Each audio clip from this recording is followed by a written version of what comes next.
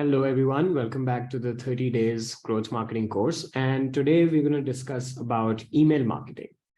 So Swati, is this something that you have tried before? No, I haven't tried, but yes, I really want to. Awesome.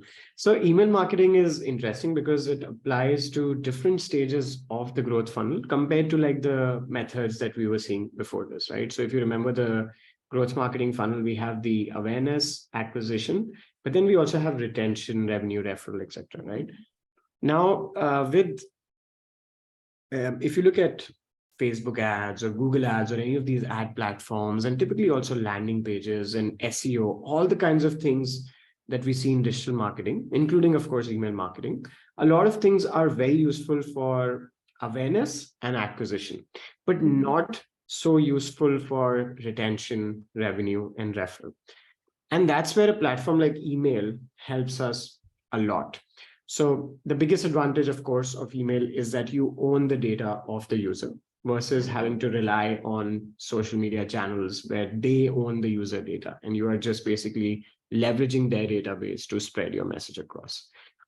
Now, with email marketing, you can not just do awareness and acquisition with cold email outreach, but you can also do retention campaigns, improve revenue, lifetime customer value, and referral campaigns can also be executed with email. Right. And there are a few other channels as well that fall into this category. Can you guess some of the other ones apart from email that could help in like improving the lifetime value, getting people back? I would say push notifications. Yeah, push notifications is a good one for retention. We also have SMS, which works in certain parts of the world. It works really well. We also have WhatsApp, which works if the countries are on WhatsApp, those people are on WhatsApp, your audience. WhatsApp works really well. Then we have even Facebook Messenger. So Facebook Messenger automations can work really well. Now, these are all retention channels. In fact, I would like to title this lesson in the course about retention and not just about email. But the reason why, we are covering email a little bit more is that it applies to all kinds of businesses, all kinds of brands, all kinds of audiences, right? So to give you an example, if I had some businesses where my target audience was based in India and WhatsApp worked really well, but SMS did not work at all. Similarly, you know that some of our clients are based in the US where SMS works really well, but WhatsApp does not work that well. So it's also based on your audience, but everyone has an email ID. So, and everyone opens their emails more or less. Yeah. So it's if you can master email marketing, you can get a long way throughout the stages of the growth funnel. So let me share my screen as well and show you a few things. So first thing is, email marketing can actually be applied to different methods, and there are various things that you can do with email marketing. So you create lead magnets, which help you acquire email IDs or landing pages where people can then opt into your email IDs. You can do cold outreach. You can get lead information from various cold outreach prospecting tools like Apollo.io and then do email marketing. Or you can use it along with any lead generation strategy. Apart from this, since you work in e-commerce, I'll also give you the example of e-commerce. So when people land on an e-commerce store, they usually will get an opt-in, a pop-up of sorts where you can give your email ID and in exchange, you'll get a 10% off, right? So that's another method of acquiring people in your email list. And then you can keep in touch with them. Also, if a person places an order on your store, by default, you can check them into your email list. You can also do it with SMS because people would put in their email ID for their shipping information and their SMS.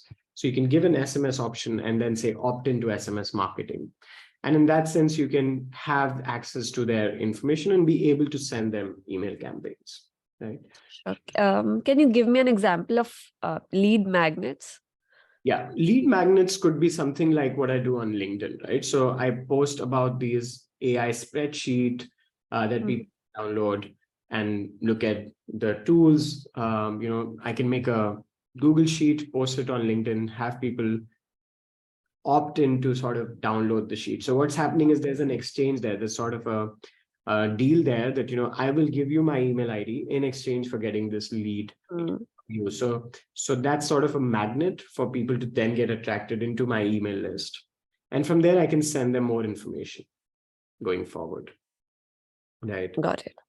Now, depending on what industry you are in and what purpose you're using email marketing for, there are various tools that you can use. So the first one is ConvertKit, and this is great for creators, influencers, or small businesses, individuals who are just, focused on pushing a newsletter or an automation where they want to build authority, build a brand, and eventually promote their business as well. And this is something that we use for my growth marketing courses, etc. In fact, this course will be given via ConvertKit. And I have moved away from ActiveCampaign, but the same thing I was doing before on ActiveCampaign. So these are tools where you can define your sequences and people will get those sequences. So just remember, with email marketing, you have campaigns and automations. And campaigns are things that you send only once, and then you can send another campaign and so forth. But automations are a series of emails that you send. And this keeps the person in your funnel for a longer period of time, which is what you want to do more of, right? So I'm also going to show you the ActiveCampaign dashboard just to give you an idea of how this tool looks and how we use it. So let me just log in. So this is the ActiveCampaign tool. And on the right side, you see that we have some activity that's happening. People are clicking on the emails, unsubscribing, which is very normal. And we have around 4,000 people here and an interaction rate of around 28%, which is sort of decent. If we look at the campaigns, these are just emails that go one-off. So they will go out, and typically you will get a certain level of open rate.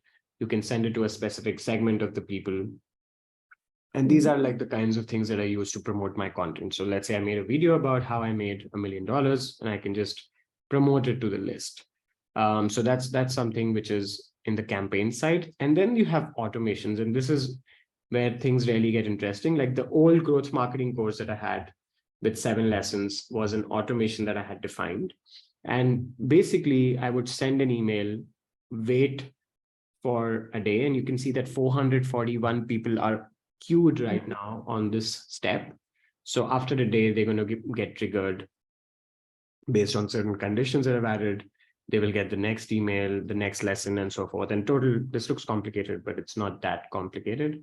But eventually you will have these 7 lessons that go out to people in a gap of a day each, right? And Great. this keeps people in the funnel for a longer period of time. And this is a metric that I call time in the funnel. You want to increase this metric. You want to keep people in your funnel for a long period of time. So they consume content from you and they remember you, and you can eventually have your upsells and cross-sells. Right? Any questions on this? So you can like personalize it the way you want, right? There are no limitations to this.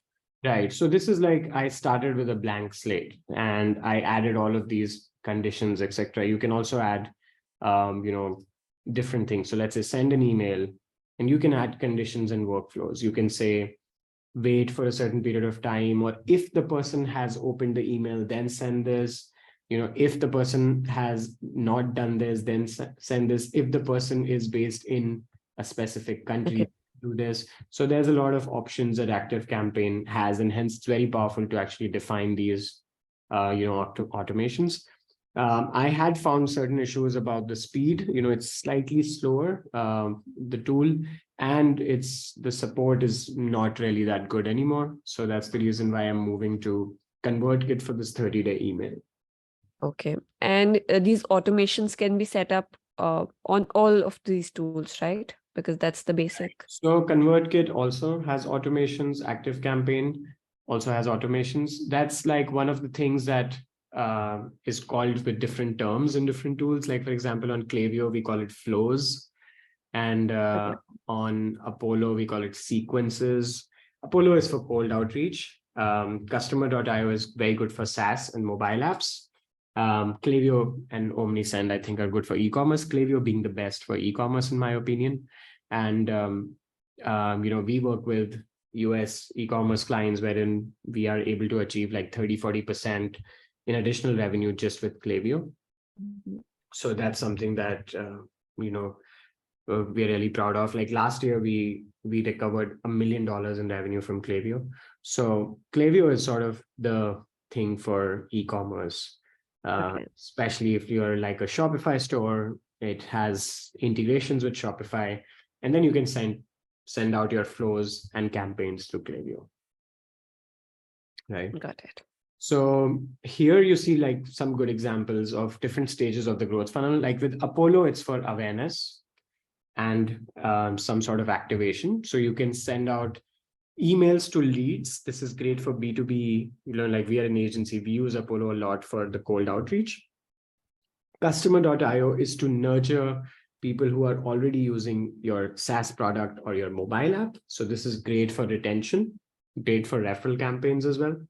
Then you have Klaviyo, which you can use on one side for the automations, wherein you have people in the abundant cart flow and the welcome flow and so forth. And on one side to the campaigns where you're giving deals to people if they have already placed an order to you, thereby improving their lifetime value. So it falls more on the retention and revenue stages of the funnel.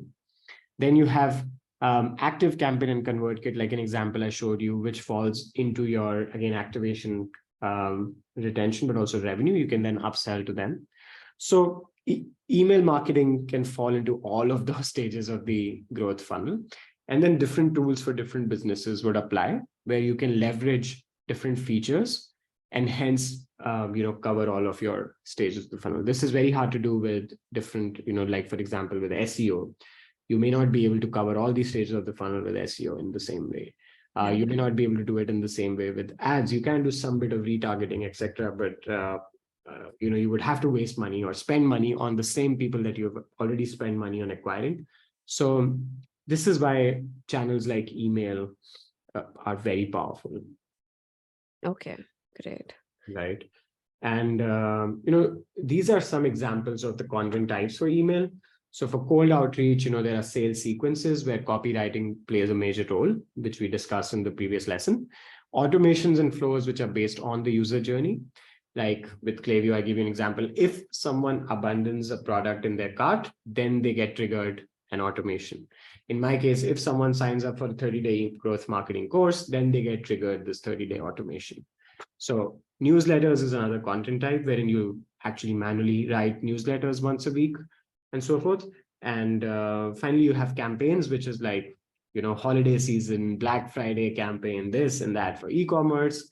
And also for your own, let's say, for example, if I sell a paid growth marketing course, I can run a campaign and say 20% off on my course. That could be like a campaign emailer that I send. So those are like different types of content that you can use in your email marketing. Great. And I have a question there. Yeah. So the amount of money that you're spending on emails, does it is it based on the tool you use or the amount of emails you're sending? Right. So different tools have different pricing models. And many of them use a model wherein they have a range of the number of subscribers that you have in your email list. Okay. Right? Only a few of them have sending limits.